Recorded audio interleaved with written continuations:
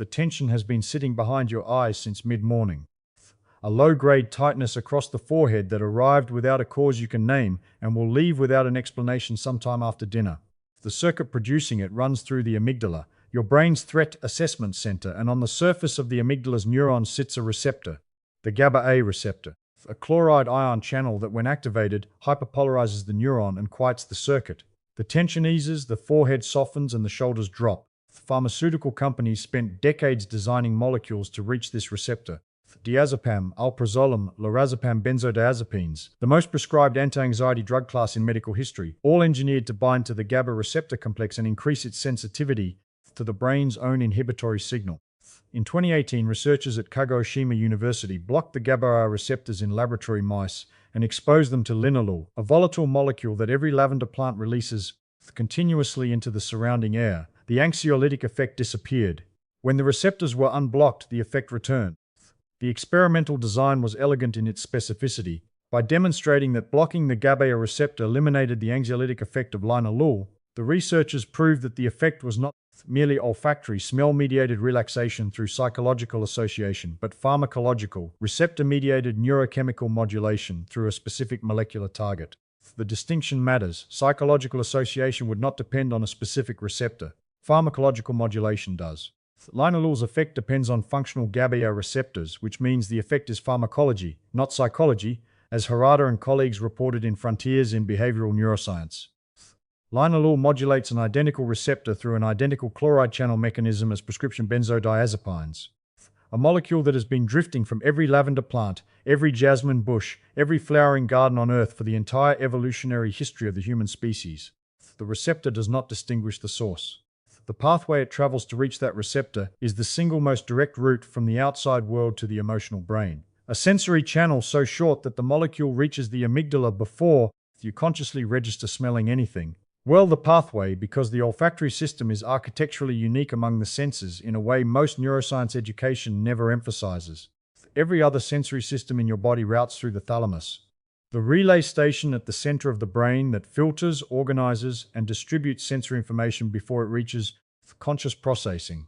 Vision passes through the lateral geniculate nucleus, hearing through the medial geniculate, touch through the ventral posterior nucleus. Every sense is filtered and modulated before you become aware of it. Smell bypasses the thalamus entirely, as Shepard established in Nature, mapping the olfactory architecture that makes this pathway unique among mammalian sensory systems. Odorant molecules bind to receptors on the olfactory epithelium, a patch of tissue high in the nasal cavity containing approximately 6 million receptor neurons. Each neuron expresses one type of olfactory receptor from a family of roughly 400 functional receptor genes, meaning the olfactory system uses 400 different molecular keys to decode the chemical environment, each key fitting a different molecular shape. Linalool activates a specific subset of these receptors. Citronellal activates a different subset. Geraniol a third. The brain identifies lavender or rose not from a single receptor but from the pattern of activation across multiple receptor types. A combinatorial code that can distinguish thousands of distinct scents from 400 receptors. The signal travels through the cribriform plate of the ethmoid bone, a thin, perforated shelf of bone at the roof of the nasal cavity that separates the nasal space from the brain.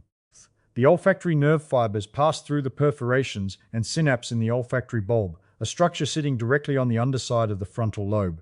From the olfactory bulb, the signal projects directly to the amygdala and the piriform cortex. Anatomy deserves emphasis. Olfactory nerve fibers physically penetrate the skull through holes in the bone. No other sensory pathway has this architecture. No other sense places its receptor neurons in direct physical continuity with the brain through openings in the cranium. The cribriform plate is the only location where the central nervous system is separated from the external environment by nothing more than a thin layer of mucus and a few millimeters of perforated bone. The pathway from flower to emotional brain is not metaphorically direct, it is anatomically direct, a physical bridge between the air you breathe and the brain that processes emotion. No other sense has this architecture. No other sense needs it. Thalamic bypass has a second consequence beyond speed. It means olfactory information arrives at the amygdala unedited. The thalamus does not merely relay sensory information, it filters, prioritizes, and gates it. Visual information is sharpened and contextualized before reaching conscious awareness. Auditory information is sorted by frequency and spatial origin before the cortex receives it. The thalamus decides what sensory data is relevant and what can be discarded. The olfactory information undergoes none of this processing. The amygdala receives the raw signal, unfiltered, unprioritized, ungated, and responds to it before the cortex has an opportunity to evaluate whether the response is warranted. The emotional reaction to a scent precedes the cognitive assessment of that scent. You respond before you decide whether to respond. The timing difference is measurable. Visual processing from retina to emotional response requires 150 to 250 milliseconds. Multiple synaptic relays through the thalamus, primary visual cortex, the associative areas, and finally limbic structures. Olfactory processing from epithelium to amygdala requires roughly 50 to 80 milliseconds. 2 synaptic relays, no cortical detour. The relaxation from smelling lavender begins before you consciously identify the scent as lavender. The sequence is backwards from what intuition suggests. You do not smell the flower and then relax. The amygdala responds during the smell, before the identification, because the pathway that triggers the response is shorter than the pathway that names the source. Vision illustrates the contrast. Visual processing routes through multiple cortical stages, filtering, sharpening, recognizing, before reaching the emotional brain. By the time the visual system identifies this as a rose, the olfactory system delivered rose to the amygdala several processing stages earlier. The rose you see is an identification. The rose you smell is already an emotion. Scent triggers memory and emotion more powerfully than any other sense. The pathway is shorter. The processing is rawer. The hippocampus, the brain's memory formation center, sits adjacent to the amygdala and receives direct olfactory input through the same unfiltered pathway. When a scent reaches the amygdala hippocampal complex without thalamic processing, it activates memory traces with an emotional intensity no other sense can match. The phenomenon has a name in neuroscience, the Proust effect, after the novelist who described the overwhelming memory cascade triggered by the scent of a Madeleine cake. The effect is not literary exaggeration. It is anatomical architecture. The olfactory pathway delivers information to the memory-emotion complex through a channel so direct that a single molecule can unlock a memory decades old with the full emotional weight it carried when it was encoded. After 55, this architecture carries a specific implication. The scent memories encoded in the 20s and 30s, a garden, a partner's perfume, a kitchen, remain stored in the hippocampus with their emotional associations intact. The pathway that activates them weakens with age as receptor density declines. Deliberate close-range inhalation of familiar scents may reactivate memory-emotion circuits that passive ambient exposure can no longer reach. The emotional brain receives the signal modulated by the cortical filtering that vision and hearing undergo. As Wilson and Stevenson documented in Learning to Smell, establishing the processing asymmetry between olfactory and visual auditory pathways. An involuntary mood shift you experience when a scent catches you unexpectedly, the wave of nostalgia from a grandmother's perfume, the calm that arrives in a garden before you consciously register the flowers, is the architecture of a sensory pathway that evolved before the cortex existed, delivering information to the emotional brain through a channel the rational brain cannot intercept. The architecture predates language by hundreds of millions of years. The earliest vertebrates navigated their chemical environment through olfaction, before vision had evolved to its current resolution. The olfactory limbic connection is older than the cortex itself, which is why olfactory processing does not require cortical involvement. The pathway was already complete before the cortex arrived to process everything else. Now linalool, because the molecule itself does something no other common airborne compound does to the receptor that governs anxiety. Linalool is a monotopene alcohol, a small volatile molecule produced by over 200 plant species. Dominant aromatic compound in lavender, major component of jasmine, basil, rosemary, thyme, and dozens of garden flowers. The molecule evaporates readily at ambient temperature. Every flowering lavender plant is continuously releasing linalool into the surrounding air at a rate that increases with warmth and sunlight. When inhaled, linalool binds to olfactory receptors and produces the scent perception. But linalool is also absorbed through the nasal mucosa and the pulmonary epithelium into the bloodstream. From the bloodstream, it crosses the blood-brain barrier.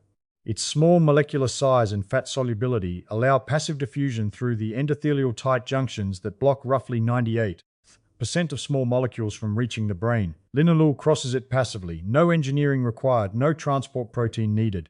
The pharmaceutical industry spends billions designing molecules to penetrate this barrier.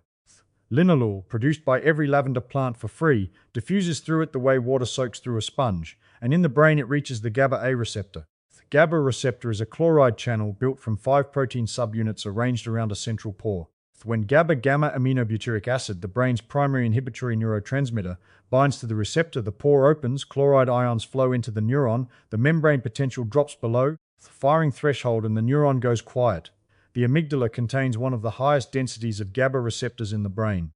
When GABAergic inhibition increases in the amygdala, the fear-anxiety circuit dampens. Pharmacology of the GABA-A receptor is what makes the Linalool finding so specific. The receptor has multiple binding sites, the GABA binding site where the neurotransmitter itself attaches, and several modulatory sites where other molecules can increase or decrease the receptor's responsiveness. Benzodiazepines bind to one of these allosteric sites, not the GABA binding site but a modulatory site that increases the receptor sensitivity to whatever GABA is already present.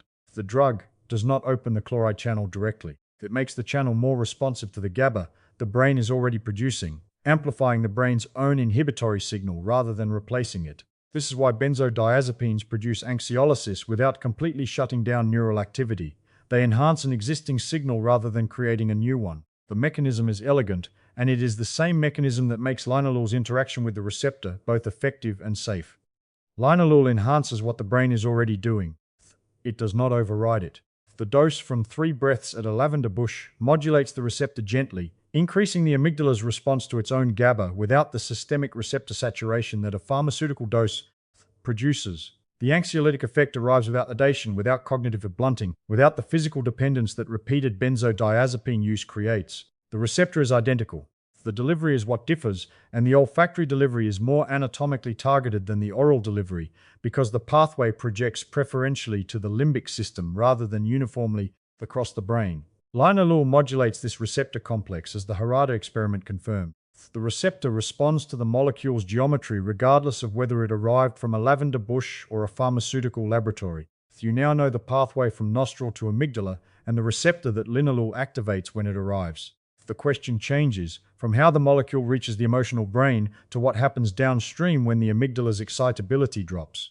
And then the cortisol cascade, because the amygdala does not operate in isolation. It drives the body's primary stress axis.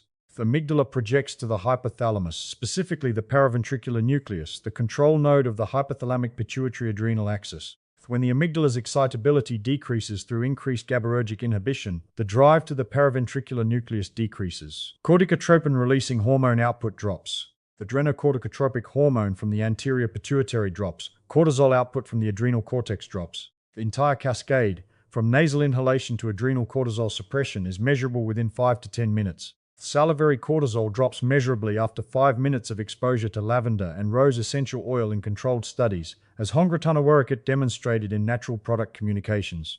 The reduction is modest, not the dramatic suppression a pharmaceutical dose produces, consistent and reproducible across multiple research groups, using different populations and different essential oils. The consistency across studies is what distinguishes the finding from anecdote. One study showing cortisol reduction after lavender exposure could be methodological artifact.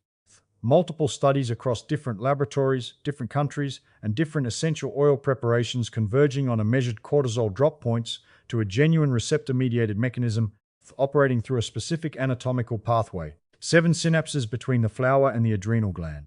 The cascade runs in reverse in every person whose cortisol has been elevated since morning, the amygdala driving the hypothalamus driving the pituitary driving the adrenals, cortisol maintaining the muscle tension, the elevated heart rate, the shallow breathing, and the forehead tightness that arrived without explanation.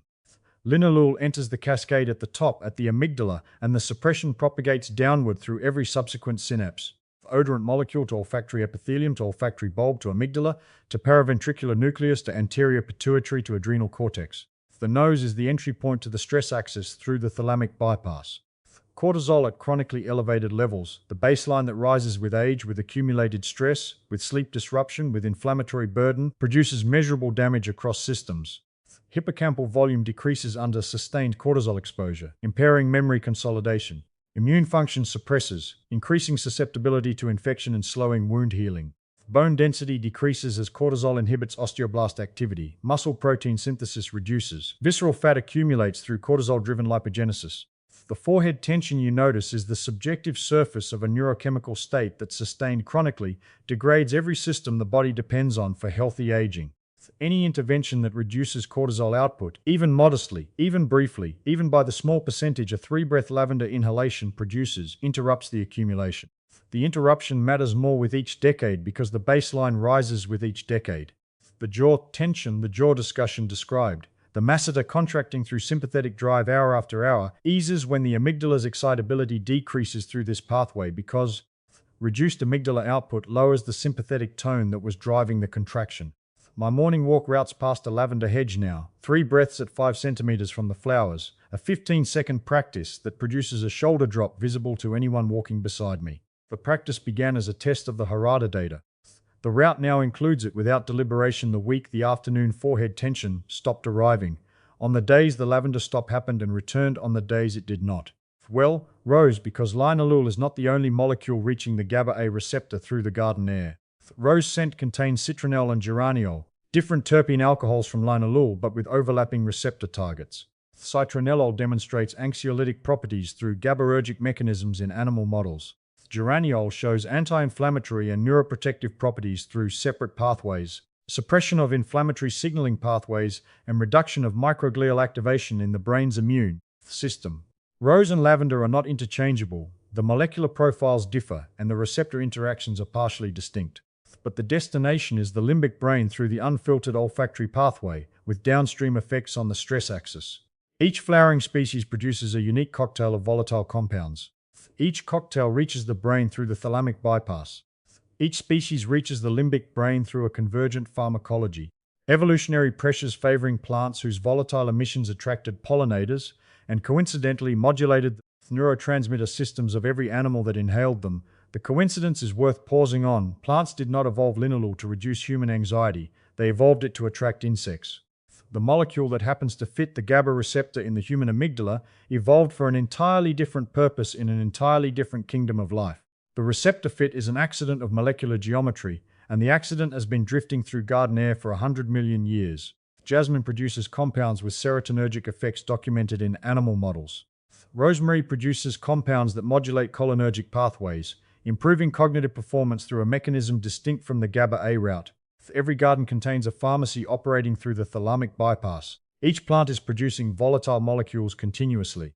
Each molecule reaches specific receptor systems the pharmaceutical industry spent decades characterizing.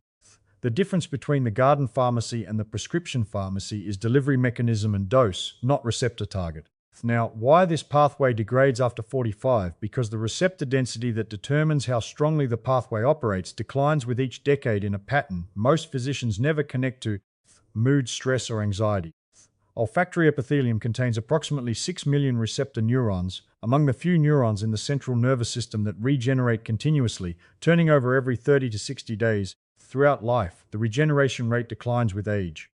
After 45, the number of functional olfactory receptor neurons decreases progressively, as Doty mapped in the Annual Review of Psychology, establishing the timeline and magnitude of age-related olfactory decline across large population studies. By 65, olfactory acuity has declined measurably in the majority of adults. The average 70-year-old has lost roughly half their functional receptor neurons compared to age 30, a gradual enough decline that most people attribute the change to the flowers rather than to themselves. Flowers don't smell like they used to is not nostalgia. It is presbyosmia, a measurable reduction in the receptor population connecting the nose to the emotional brain, a condition that receives a fraction of the clinical attention that presbyopia or presbycusis receives, despite affecting the only sensory pathway that reaches the emotional brain unfiltered. Decline means that the same linalool concentration in the air activates fewer receptor neurons at 65 than at 35. The signal reaching the olfactory bulb is weaker. The downstream effect on the amygdala is reduced. The cortisol suppression is blunted. The flower that modulated your cortisol from 3 meters away at 30 requires stopping, leaning in, and breathing deliberately at 60. The pharmacology is identical. The dose required is increased because the receptor density decreased. The clinical relevance is underappreciated. Age-related anxiety and mood disorders increase in prevalence after 55, the decade when olfactory receptor density begins its steepest decline. The pathway that connected the natural environment to the emotional brain through GABA modulation is weakening at the exact age when the emotional brain needs it most.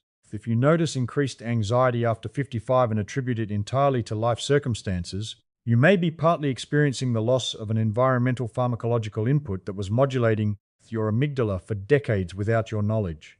The flowers were always doing something. The nose is losing the ability to receive it. Modern built environment compounds the deficit. Air-conditioned offices, Sealed buildings and urban streetscapes deliver virtually zero volatile plant compounds to the olfactory epithelium across an entire working day.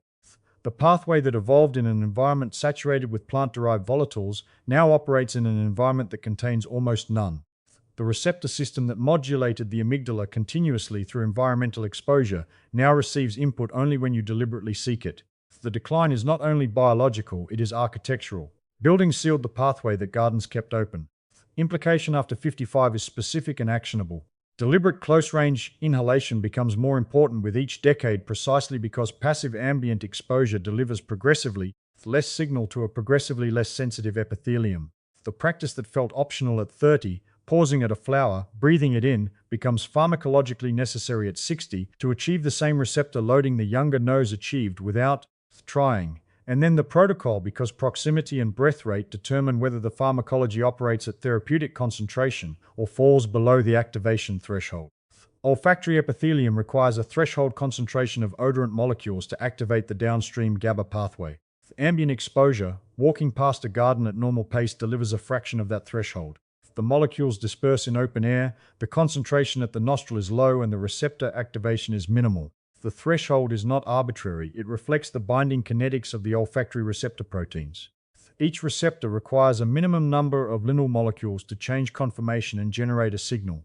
Below threshold, molecules bind and release without triggering the signaling cascade. Above threshold, enough receptors change conformation simultaneously to generate an action potential in the olfactory nerve fiber. The difference between subthreshold and suprathreshold exposure is the difference between walking past lavender and smelling lavender.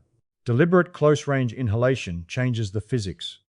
Leaning to within 5 to 10 centimeters of the flower and inhaling slowly through the nose delivers 10 to 100 times the odorant concentration of ambient exposure. Slow nasal inhalation draws air across the olfactory epithelium at a velocity that maximizes molecular contact time with the receptor surface. Fast sniffing moves air past the receptors too quickly. For adequate binding, breathing mechanics matter.